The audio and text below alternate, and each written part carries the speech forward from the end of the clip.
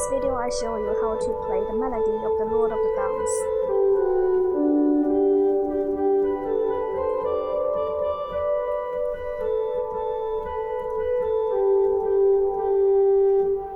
Let's start with the first phrase.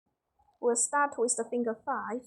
When you are playing the next one, you want to immediately shift your hand up. At the end of this phrase, you need to shift your index finger over your thumb. Just like this. The next line is very similar to the first line, but it will end on 1. Please feel free to pause and repeat the video. We are going to move to the chorus. This line is quite simple. You do not need to change the position of your hand.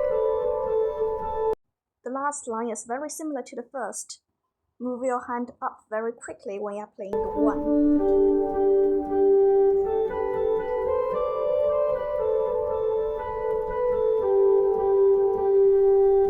Now let's hear the full melody.